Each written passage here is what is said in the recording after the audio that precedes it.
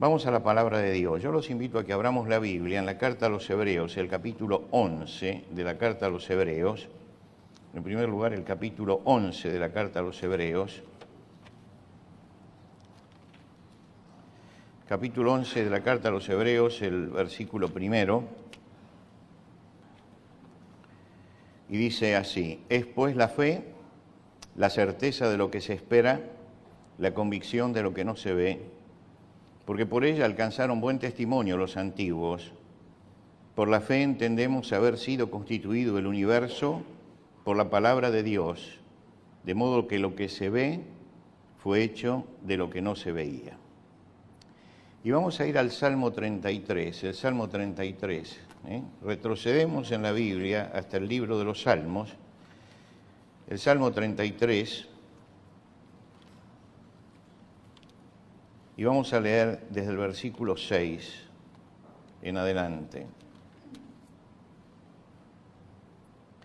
Dice: por la palabra de Jehová fueron hechas los cielos, y todo el ejército de ellos por el aliento de su boca. Él junta como montón las aguas del mar, Él pone en depósito los abismos. Tema Jehová toda la tierra, teman delante de Él todos los habitantes del mundo, porque Él dijo y fue hecho, Él mandó y existió.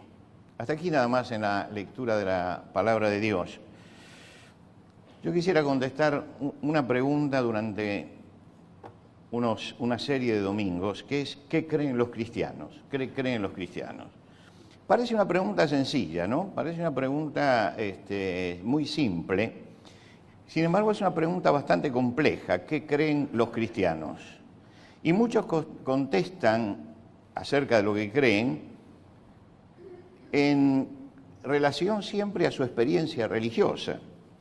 Entonces algunos dicen: yo creo en Jesucristo como Salvador personal, creo en la Iglesia, creo en los sacramentos, creo en la Biblia, creo en la salvación por la fe, creo en la gracia de Dios, creo en la sangre de Jesucristo que limpia de todo pecado, creo que de tal manera amó Dios al mundo que dio a su Hijo, etc. Cada uno tiene su respuesta con respecto a esto. Los judíos, cuando uno le preguntaban qué era lo que ellos creían, ellos tenían el Shema. El Shema era una oración que formaba parte del credo judío. Ellos iban a algo que sacaron del libro de Deuteronomio: oye Israel, el Señor uno es, y amarás al Señor tu Dios con todo tu corazón, con toda tu alma y con todas tus fuerzas. Y esto era el credo de ellos. Hoy ustedes van a la casa de un judío tradicional y en la puerta hay colocado allí un objeto que dentro tiene estas palabras de la ley, la meshusha.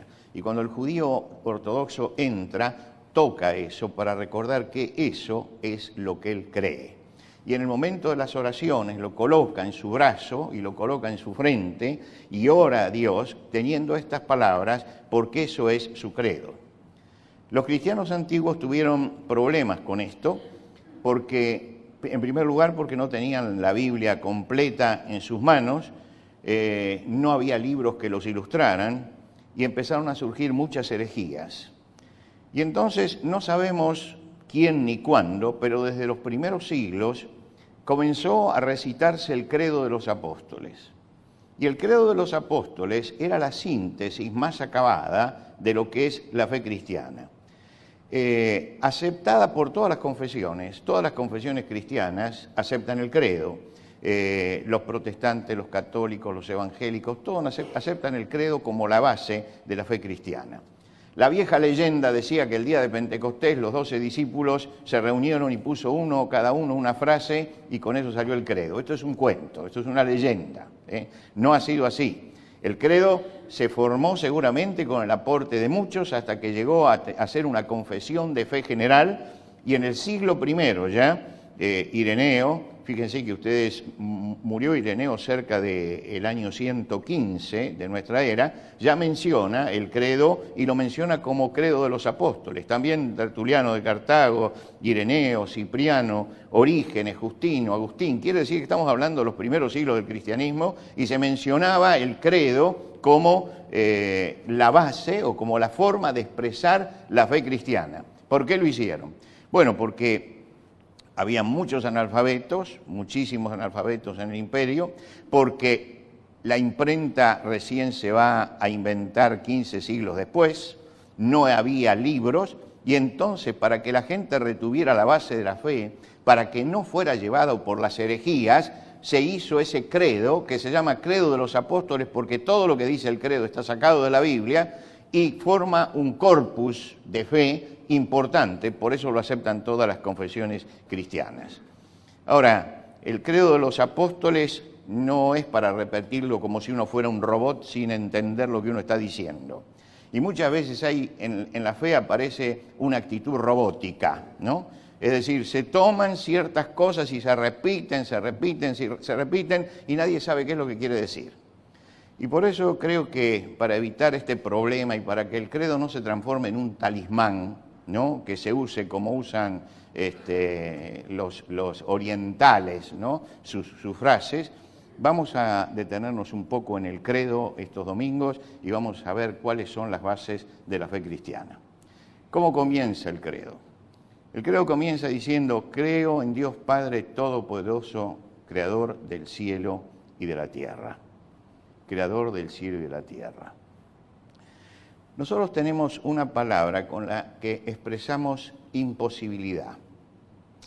Nosotros decimos: no puedo concebir esto, no puedo concebir esto. Es inconcebible.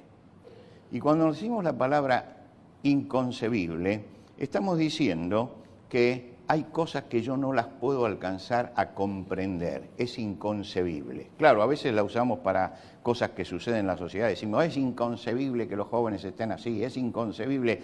Pero realmente la palabra inconcebible habla de cosas que no podemos comprender, que no podemos concebir, ideas que no podemos elaborar. Y nosotros tenemos una cantidad de cosas que no podemos concebir. Esto le molesta mucho cuando converso con algún racionalista y le digo que la mente humana tiene un límite y hay cosas que no puede concebir. Pero hay cosas que están más allá de lo que podemos concebir. No podemos concebir la dimensión del universo. No podemos concebir un universo que no tenga un límite, que no tenga un fin, que no tenga algo que digan aquí se terminó. Quiere decir que no podemos conseguir la idea de infinito, la idea de eternidad, algo que no tiene principio ni tiene fin. No la podemos concebir. No podemos concebir la idea de tiempo. San Agustín, en el capítulo 17 de sus Confesiones, habla justamente del tiempo. Perdón, el capítulo 11 y de sus Confesiones habla del tiempo. Y él dice: ¿qué es el tiempo? Si nadie me lo pregunta, yo lo sé. Pero si quiero explicárselo al que me lo pregunta, no lo sé. Y usted trate de explicarle a alguien que no sepa qué es el tiempo, ¿no es cierto? Es imposible, es imposible. Y él decía, ¿qué es el tiempo? Y el tiempo, no sé lo que es porque lo pretérito ya pasó, lo futuro está por venir. Y el presente es esto que no existe, porque ya la frase que comencé es pasado y lo que voy a decir es futuro. Entonces, ¿qué es el tiempo? ¿Qué es el tiempo? Se preguntaba así San Agustín. ¿Qué es el tiempo? El tiempo es inconcebible. Y cuando decimos creo en Dios, estoy hablando de algo que no puedo concebir.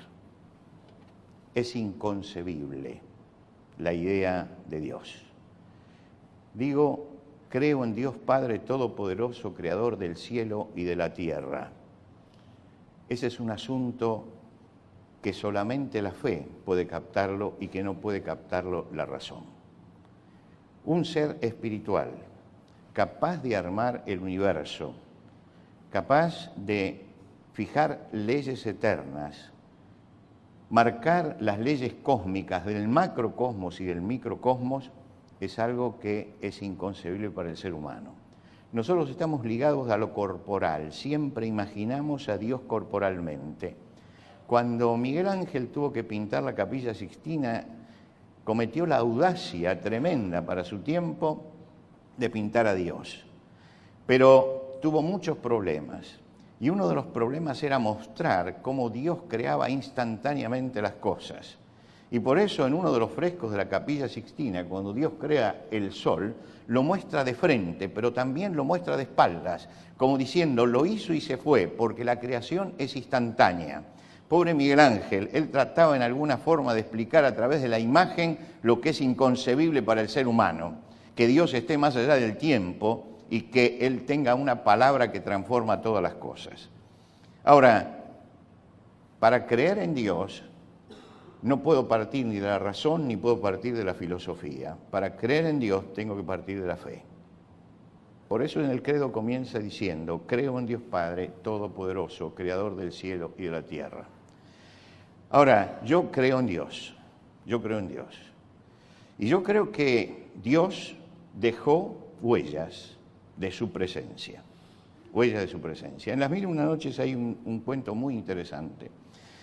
Un hombre pierde un camello y sale a buscar su camello. Y sale a preguntar a la gente dónde está su camello. Y se encuentra con un derviche, un santón musulmán, que está allí sentado, que hace vida contemplativa y que lógicamente, como está parado ahí, ve todas las cosas. Entonces le pregunta, dígame, por aquí pasó un camello solo, caminando, porque perdí mi camello. Y el derviche le dice, escúchame, el camello tuyo es tuerto del ojo derecho. Y él le dice, sí, es tuerto del ojo derecho. ¿Le falta un diente en la mandíbula superior? Sí, le falta un diente. ¿Renguea de la pata izquierda? Sí, renguea de la pata izquierda. ¿Lleva una alforja con miel del lado derecho? Sí. ¿Y del lado izquierdo lleva cebada? Sí.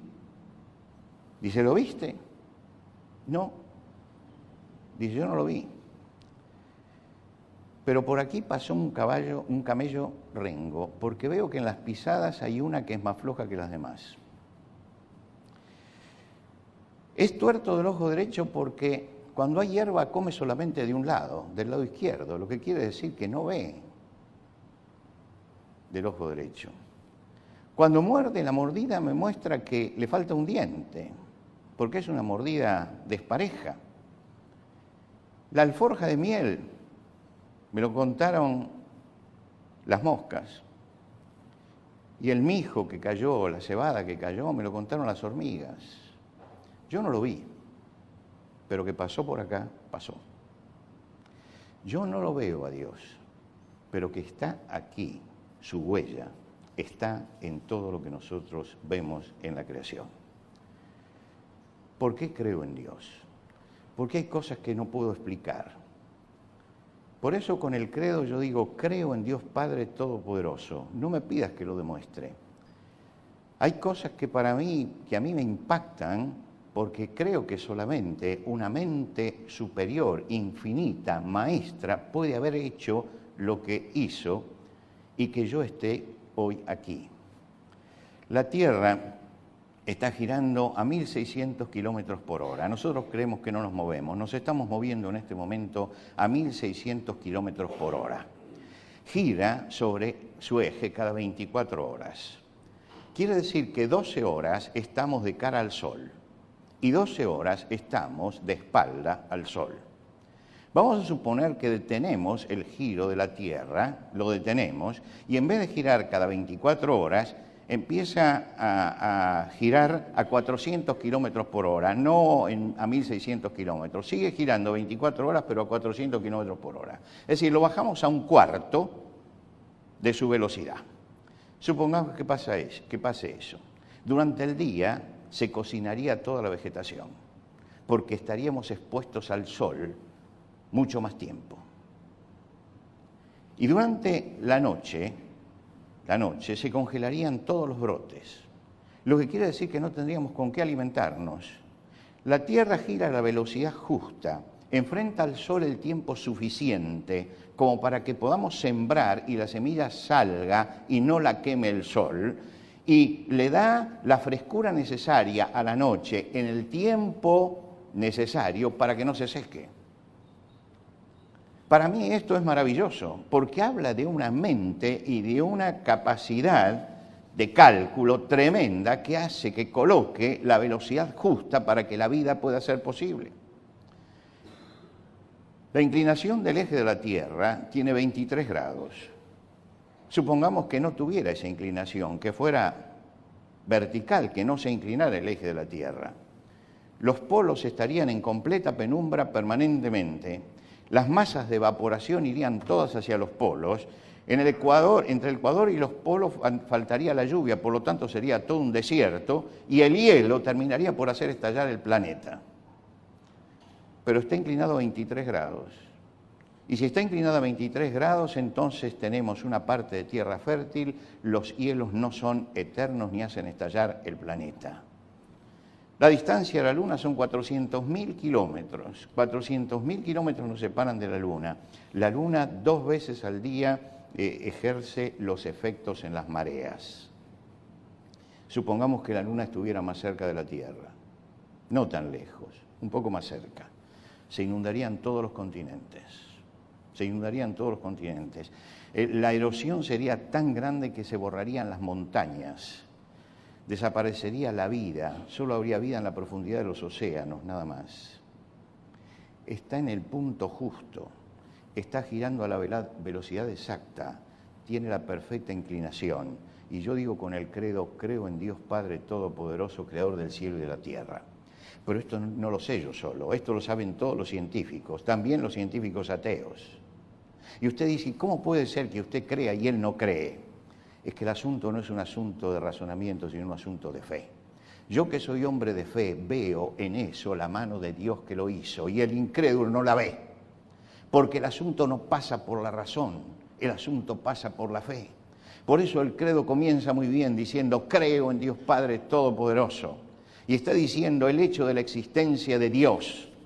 Es un hecho que lo tiene que admitir la fe. Y uno dice, ¿cómo puede ser que este hombre frente a todo lo que ve no crea? Es que no es un asunto racional creer, es un asunto de fe.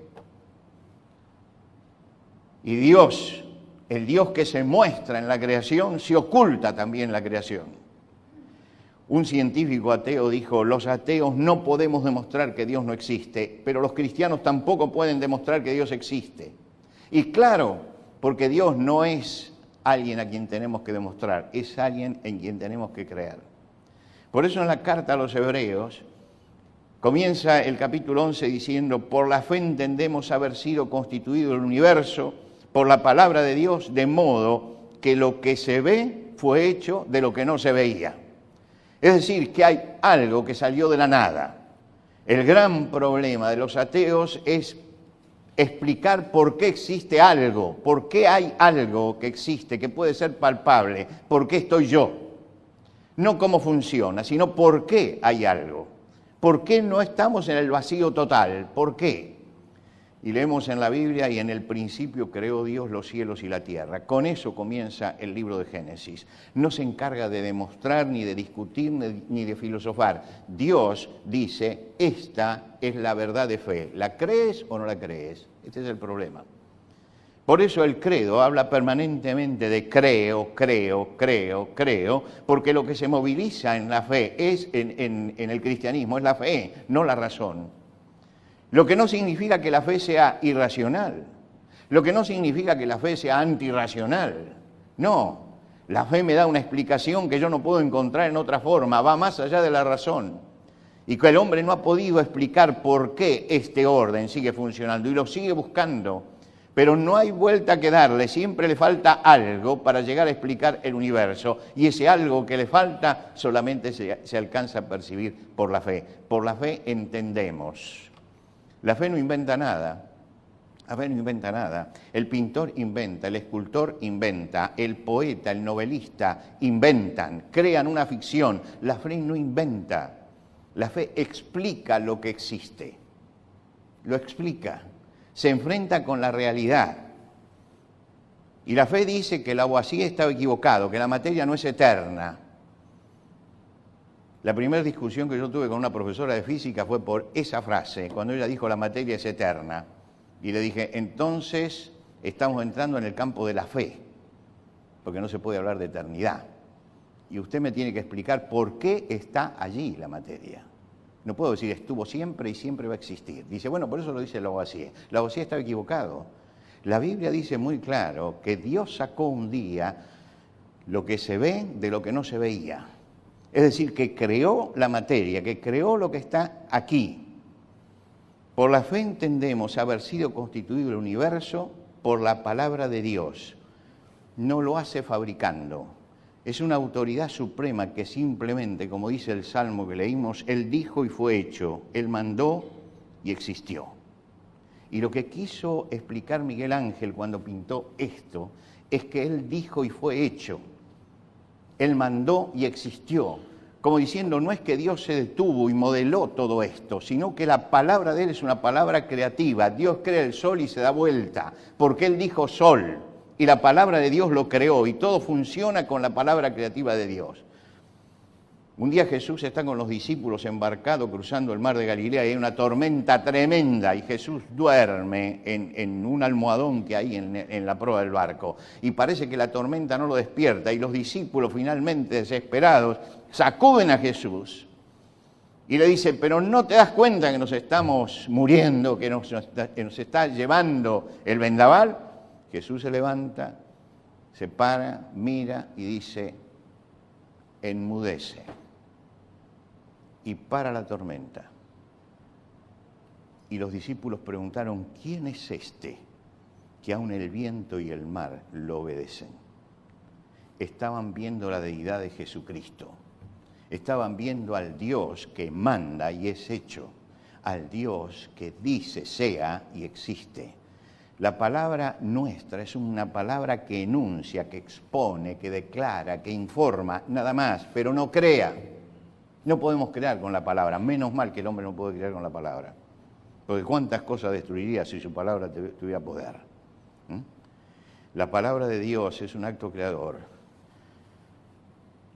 Isaías el profeta dice, así será la palabra que sale de mi boca, no volverá a mí vacía, sino que hará lo que yo quiero y será prosperado en aquello para lo cual la envié. La palabra de Dios es diferente. Esta palabra crea partiendo de la nada, de modo que lo que se ve fue hecho de lo que no se veía. Es la palabra que sustenta al universo, Voltaire creía que Dios había creado el universo y se había ido. Como quien crea una máquina perfecta y la abandona para que siga funcionando sola. Si Dios deja de pensarnos en este momento, nosotros desapareceríamos. Esconde tu rostro, dice el Salmo, te turban, le quitas el hálito y deja de ser. Le quitas el hálito y vuelven al polvo. Está hablando del hombre. Escondes tu rostro, se turban, les quitas el hálito, dejan de ser y vuelven al polvo. Envías tu espíritu y son creados y renuevan la faz de la tierra. El apóstol Pablo, cuando habló en el Areópago de Atenas, él dijo, porque en él vivimos y nos movemos y somos. Es decir, que Dios está sustentando nuestra vida, que estamos aquí porque Dios está hoy sustentando nuestra vida. Porque Dios todavía cree que tenemos algo que hacer aquí en la tierra. Porque llegará un día en que Dios sacará el hálito y se acabó. Y si Dios en este momento, toca solamente uno de los vasos de mi cerebro, yo me caigo aquí y se acabó el sermón. La vida depende de Dios. Dios, en Él vivimos y nos movemos y somos, no es que se ha desprendido. Dios está presente y nos está sustentando. Dios sostiene nuestra vida. Y Él tiene la primera y la última palabra del ser humano. Él dijo la palabra primera, sea. Y en el vientre de nuestra madre fuimos fecundados, porque Dios dijo sea. Y un día Dios va a decir, basta, y ese día tendremos que partir. Él es el que marca los límites de nuestra habitación sobre la tierra. Todo lo que hoy somos y todo lo que hoy tenemos, lo somos y lo tenemos porque Él está presente y porque Él quiere. El apóstol Pablo escribe una carta a los corintios, que eran unos cristianos bastante desviados moralmente de los principios, y les dice: ¿quién te da privilegios sobre los demás? ¿Y qué tienes que Dios no te haya dado? Y si Él te lo ha dado, ¿por qué presumes como si lo hubieras conseguido por ti mismo? Y usted escucha: yo tengo este logro, este logro, este logro, ¿no?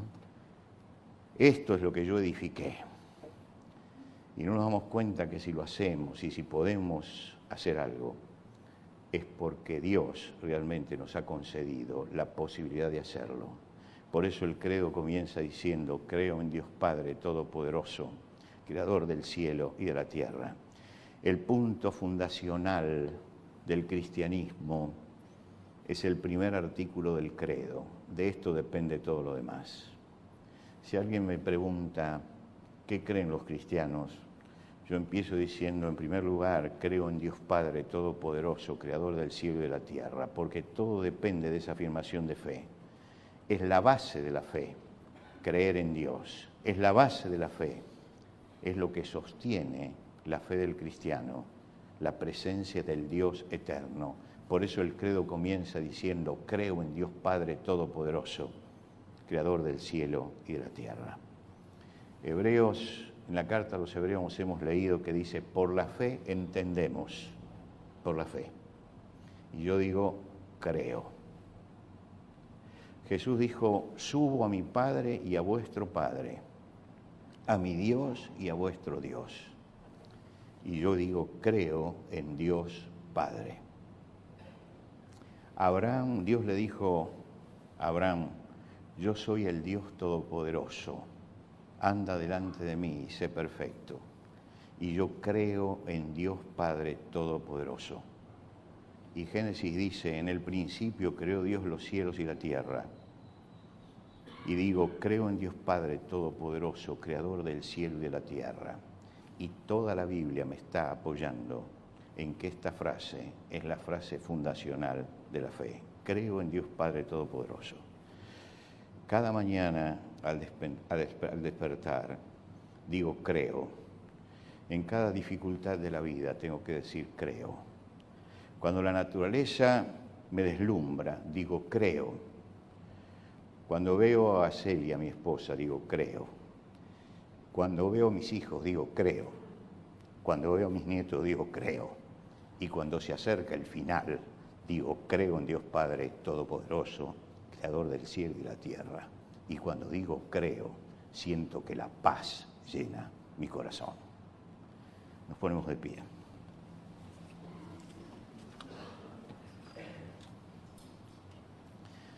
Señor, venimos a ti esta mañana, abriendo nuestro corazón como seres, criaturas salidas de tu mano. Y ante la inmensidad y el misterio de la vida, ante el misterio del universo, ante el misterio de la existencia de todas las cosas, nos acercamos a ti para decir: Padre, creemos en ti. Creemos que tú has hecho todas estas cosas. Creemos en tu poder infinito. Creemos en tu gracia que se ha manifestado en Cristo para nosotros. Creemos en el Espíritu Santo. Y Señor, te damos gracias porque por el camino de la fe podemos extender la mano invisible hacia tu mano y podemos encontrarte. Y porque podemos vivir tomados de esa mano. Te agradecemos, Señor, porque estamos vivos y estamos en pie, porque tú en este momento nos estás dando vida, nos estás dando aliento, porque estamos en tu mente y en tu pensamiento. Te damos gracias, Señor, por cada minuto que vivimos, por cada cosa que recibimos de ti. Porque ¿qué tenemos que no hayamos recibido? Y, Señor, queremos agradecerte esta mañana por esta naturaleza que nos rodea, que es el escenario ideal para vivir, por la belleza de lo que tú has hecho, por la precisión con que tú has permitido que nuestra vida se desarrolle en este lugar. Te agradecemos, Padre, por la salvación que tenemos en Cristo Jesús, porque tú has abierto un camino para que lleguemos hasta tu presencia, porque hoy podemos acercarnos con libertad a ti, porque Cristo en la cruz pagó por nuestros pecados y hizo posible esto. Y Señor, esta mañana al llegar al trono tuyo, decimos, creo, Señor, creo en Dios Padre Todopoderoso, Creador del cielo y de la tierra. Y te agradecemos, Señor, porque tú has tenido misericordia de nosotros, dándonos la vida, permitiéndonos conocerte y dándonos la posibilidad de ser hijos tuyos a través de Cristo Jesús. Señor, te alabamos porque estás ahí presente en nuestra vida, porque nos sostienes durante toda nuestra existencia y porque sabemos que cuando salgamos de aquí nos encontraremos en tu casa por la eternidad. Te damos gracias, Señor, por esta esperanza que tenemos en ti. Recibe, Señor, nuestra adoración en el nombre de Cristo Jesús. Amén.